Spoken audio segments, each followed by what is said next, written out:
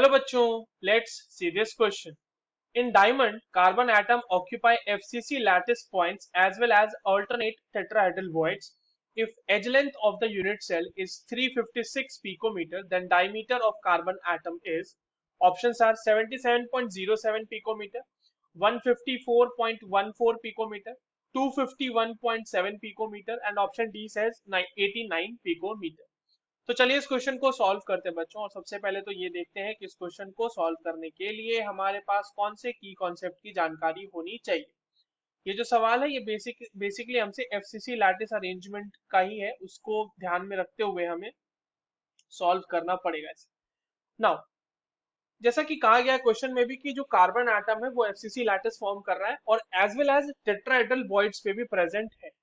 तो देखो बच्चों, जो हमारे पास मान लीजिए इस तरह से कोई एक लैटिस है, यूनिट सेल है, ठीक है।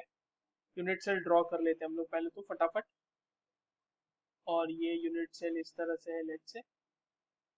अब यहाँ पर इस यूनिट सेल में जो हमारे पास टेट्राहेड्रल वॉइड्स होंगे वो कहाँ पे होंगे।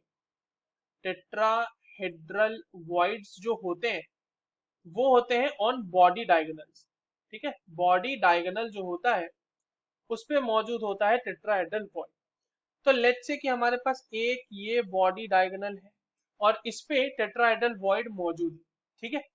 और वो कहां पर होता है टेट्राहेड्रल वॉइड। तो जो टेट्राहेड्रल वॉइड होते हैं वो कॉर्नर से 1/4 डिस्टेंस पे लोकेटेड होते हैं। पहले तो देख लीजिए, ये मान लीजिए ये हो गया आपका O, ठीक है। और ये पॉइंट है आपका A और ये पॉइंट है आपका B।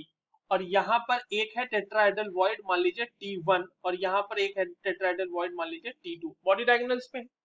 अब टेट्राहेड्रल वॉइड यानी कि AT1 की जो दूरी होगी वो एक्चुअल में कितनी होगी, वो 1/4 होगी किसके, AB के। That will B 1/4 of AB। अब हमें ये ध्यान में रखना है। अब देखो AB जो होगा बच्चों, AB आपका क्योंकि बॉडी डायगोनल है और that will be equals to how much, √3a। Now AB is equals to √3a, ठीक है।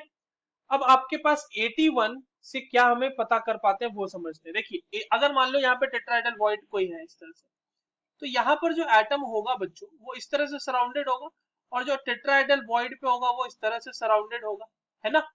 तो आप देखें कि 81 की दूरी एक्चुअली में वो 2r ही तो है, 2r है इसमें, r और प्लस r, है ना।